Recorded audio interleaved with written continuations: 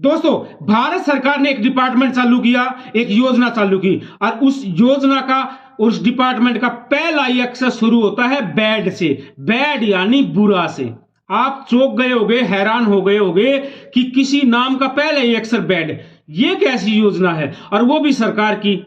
दोस्तों, आज इसी पर चर्चा करेंगे। आपने बॉलीवुड में सुना होगा बैडमैन, एक एडवर्टाइजमेंट देखा होगा, दाग अच्छे हैं तो लग जाने दो, बद से बदनाम बुरा।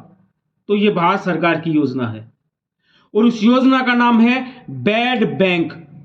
जी हां, आपने अच्छे अच्छे बैंक देखे होंगे, बड़े बैंक देखे होंगे जो आपको लोन देते होंगे, लेकिन भारत में एक नया बैंक आया है जिसका नाम है बैड बैंक। ये 2021 में निर्मला सीतारमण जी ने, जो भारत की वित्त मंत्री है, उन्होंने बजट में घोषणा की कि भारत में अब बैड बैंक लेकर आया जाएगा। अब वो क्यों चर्चा में है?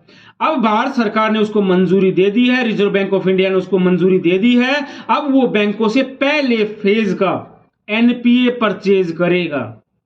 तो ये क्यों जरूरी था? भारत सरकार ने क्यों बैड बैंक बनाया? क्या इसके फायदे नुकसान है, और ये कॉन्सेप्ट, ये अवधारणा कहां से आई? दोस्तों, 2008 में पूरे वर्ल्ड में मंदी आई।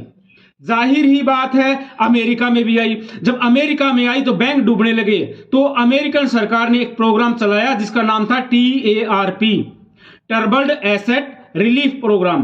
और उस योजना से बैंकों को दिवालिया होने से बचाया, क्योंकि एनपीए बहुत हो चुका था। ठीक है दोस्तों, तो ये 2008 में अमेरिका से इसकी शुरुआत हुई। उसके बाद Japan, Germany, France, Portugal, Spain, काफी देशों से होता हुआ फाइनली बैड बैंक जो है वो 2021 में भारत में प्रवेश कर चुका है दोस्तों। ठीक है दोस्तों, अब एक सरकारी आंकड़ा ये बताता है कि 2018 से लेकर 2022 तक जब बैड बैंक की अवधारणा आई, तब बैंकों का जो एनपीए है वो 11.2% से, मतलब 11.25% से घटकर 6.90% हो गया। बैड बैंक क्या होते हैं दोस्तों? बैड बैंक जो है बैंकों से एनपीए खरीदते हैं, उनकी बैड एसेट खरीदते हैं, उनकी बैलेंस शीट से बैड एसेट यानी एनपीए के भार को कम करते हैं, और फिर उस बैड एसेट को गुड एसेट में चेंज करते हैं। बैंकों से एनपीए खरीदते हैं, रिस्ट्रक्चर करते हैं, सजाते हैं, संवारते हैं, और इन्वेस्टर ढूंढते हैं, और उनको उस एनपीए को सेल कर देते हैं। तो बैंकों से वो डिस्काउंट वैल्यू पे एनपीए खरीदते हैं, और फिर प्रॉफिट में जो है आगे इन्वेस्टर को बेचते हैं, और उसके बीच में जो प्रॉफिट होता है वो बैड बैंक का प्रॉफिट होता है। बाकी जो इसका जो स्थापना की गई है वो प्रॉफिट के लिए नहीं की गई है। ठीक है दोस्तों, इसकी जरूरत क्यों पड़ी? भारत में बहुत सारे बैंकों का एनपीए जो है वो बहुत ज्यादा बढ़ चुका था। 2015 में 21 में से 19 बैंक जो हैं वो लॉस में थे, सिर्फ 2 बैंक प्रॉफिट में थे 2015 में। और उसके बाद जब बैड बैंक आया तो 2021-22 में जो है वो काफी सारे बैंक जो है वो प्रॉफिट में आ चुके हैं, क्योंकि बैड बैंक ने जो है उनका एनपीए खरीद लिया। ठीक है दोस्तों, जब खाता एनपीए होता है तो बैंकों को इनकम होनी बंद हो जाती है। एनपीए क्या होते हैं?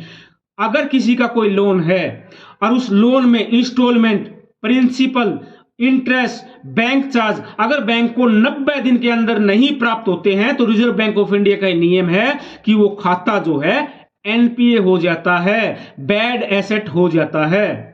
ठीक है दोस्तों, फिर जब वो एनपीए हो जाता है और बैंक अपना गुणागणित कर लेते हैं कि अब इसमें रिकवरी नहीं आएगी, या कुछ कानून कायदे बनाए गए हैं, तो फिर बैड बैंक जो है उन एनपीए को परचेज करता है, आगे इन्वेस्टर ढूंढ के उनको बेचता है। यही है बैड बैंक, जो काफी अच्छा काम कर रहा है और बैंकों से बैड एसेट खरीद कर उनको गुड एसेट में चेंज कर रहा है, कन्वर्ट कर रहा है। ठीक है दोस्तों, ये बेसिकली होते क्या हैं? ये एसेट रिकंस्ट्रक्शन कंपनीज होती हैं, डेब्ट रेजुलेशन कंपनीज होती हैं दोस्तों। इसके लिए भारत सरकार ने जो है, रिजर्व बैंक ऑफ इंडिया ने परमिट किया NARCL, national asset reconstruction company limited और IDRCL इंडिया डेब्ट रेजुलेशन कंपनी लिमिटेड का। NARCL में 51% हिस्सेदारी PSBs की पब्लिक सेक्टर बैंक की होती है। IDRCL में 49% यानी 49% की भागीदारी पब्लिक सेक्टर बैंक की होती है दोस्तों। फिर ये कंपनियां जो हैं एसेट रिकंस्ट्रक्ट कंपनियां, मतलब ये बैड बैंक जो हैं, वो डिपॉजिट रिसिप्ट इशू करते हैं और उसकी एवज में भारत सरकार सोवरन गारंटी लेती है। जो पीछे 30,600 करोड़ रुपए की सोवरन गारंटी जो है वो भारत सरकार ने ली थी बैड बैंक की। और फिर ये बैड बैंक जो है 2 लाख करोड़ तक का NPA बैंकों से खरीदेंगी। इसीलिए ये चर्चा में है कि भारत सरकार ने रिजर्व बैंक ऑफ इंडिया इनको परमिशन दे दी है कि पहले फेज का जो 2 लाख करोड़ रुपया आप बैंकों से परचेज कर सकते हो दोस्तों। ठीक है दोस्तों, तो ये बाई NPA को खरीदते हैं बैंकों से, इन्वेस्टर ढूंढते हैं और आगे जो है इन्वेस्टर को सेल करते हैं, परचेज करते हैं। यही कॉन्सेप्ट होता है बैड बैंक का। ठीक है दोस्तों, अब ये इनका फायदा क्या है? एंटिटी बनाई गई है बैड बैंक के रूप में, एक ही जगह सारे PSB का जो NPA है वो ये कंपनी खरीदेंगी, मतलब सिंगल एक्सक्लूसिव एंटिटी। ठीक है दोस्तों, फिर ये बैंकों की कैपिटल को जो है वो फ्री कर देते हैं। मान लो जो कोई लोन NPA हो जाता है तो उस पे बैंकों की इनकम आनी बंद हो जाती है, बल्कि खर्चा शुरू हो जाता है। ठीक है दोस्तों, कानूनी कार्रवाई शुरू हो जाती है और बैंक उस पर प्रोविजन करते हैं जिसमें बहुत सारी पूंजी कैपिटल जो है फंस जाती है बैंकों की। ठीक है, अब कैपिटल फंस जाती है, वो लोन कहां से देगा? तो जब ये कंपनियां बैड बैंक जब बैंकों से NPA खरीद लेती हैं तो उनकी कैपिटल जो है वो फ्री हो जाती है और वो और ज्यादा लोन जो है अपने कस्टमर को दे पाती हैं। तो इसका फायदा एक तो सिंगल एक्सक्लूसिव एंटिटी और एक कैपिटल फ्री हो जाती है बैंकों से दोस्तों। अब इसके कुछ नुकसान भी हैं। पहला नुकसान तो ये है दोस्तों कि गवर्नमेंट की एक पॉकेट से NPA निकलकर दूसरी पॉकेट में चला गया। अब बैंकों से NPA खरीद लिया, किसने खरीद लिया? बैड बैंक ने खरीद लिया। बैड बैंक का मालिक कौन है जी? बैंक ही है, प्लस में गवर्नमेंट है। तो बैंक की एक जेब से खराब एसेट निकला, दूसरी जेब में डाल दिया। अब उसमें फर्क क्या हो गया? फिर दूसरा जो है ओनरशिप किसकी है? तो ओनरशिप पहले भी बैंकों की थी, बाद में भी ओनरशिप जो है वो बैंकों की है।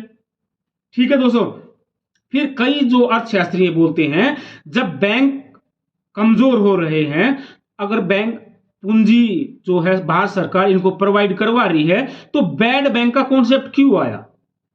भारत सरकार जब इनको सहायता दे रही है, आप पीछे भी अब तक जो है 2.6 लाख करोड़ का जो कैपिटल इन्फ्यूज जो है सरकार बैंकों में कर चुकी है, फिर बैड बैंक लेने की जरूरत ही क्यों पड़ी? तीसरा, जब NPA बैंकों के पास था तब बैंक उसको मैनेज कर ही रहे थे।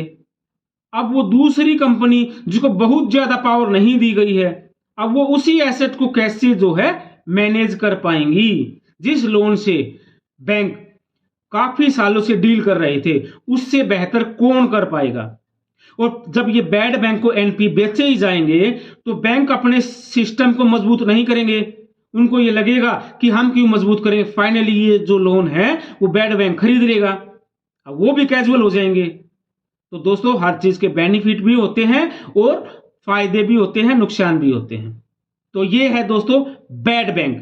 टॉपिक पसंद आया हो तो चैनल को लाइक कर दो, शेयर कर दो, सब्सक्राइब कर दो। राम राम भाइयों।